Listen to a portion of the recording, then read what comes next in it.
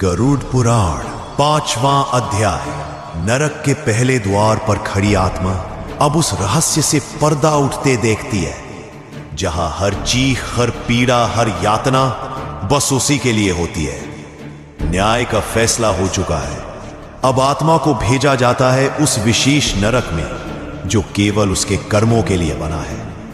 गरुड़ पुराण कहता है कि हर आत्मा को उसके पापों के अनुसार एक अलग नरक में भेजा जाता है, और ये नरक कोई साधारण जगह नहीं, ये वो स्थान है जहां हर क्षण आत्मा अपने ही कर्मों से बनी आग में जलती है।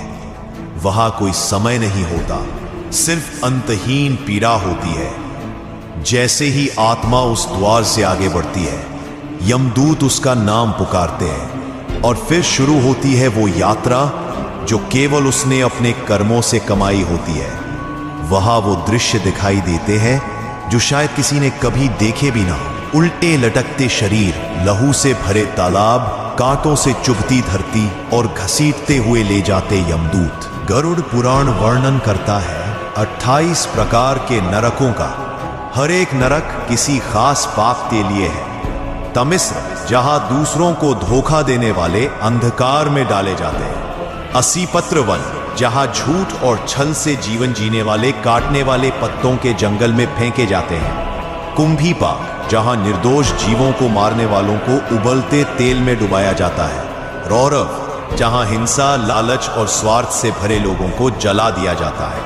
अंधकूप, जहां धोखा, विश्वासघात और अपराध करने वालों को फेंका जाता है। हर नरक आत्मा को उसका किया दिखाता है, शब्दों में नहीं, तपती हुई चीखों में। और आत्मा वो अब समझती है कि एक झूठ, एक लालच, एक अन्याय कैसे उसे इस हालत में ले आया। गरुड़ पुराण कहता है, नरकस्य न दृश्यम किंचित सुखमात्रकम केवलम तत्र दुखम दुखम च दुखांतरम। अर्थात नरक में सुख का कोई नामो निशान नहीं, वहां केवल दुख है, और दुख के अंदर और भी गहरे दुख हैं। कुछ आत्माएं रोती हैं, कुछ प्रायश्चित करती हैं, कुछ भगवान को पुकारती हैं, पर वहां कोई उत्तर नहीं आता। वहां सिर्फ एक बात गूंजती है, कर्म का फल अब भुगतो। यह वह क्षण होता है जब आत्मा को अपने जीवन के हर क्षण की कीमत समझ आती है। उसे लगता है, काश मैंने समय रहते अपने कर्मों को सुधार लिया होता।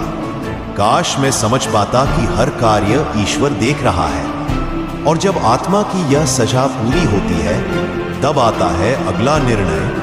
क्या यह आत्मा पुनर्जन्म पाएगी, या उसे मिलेगा मोक्ष, या कोई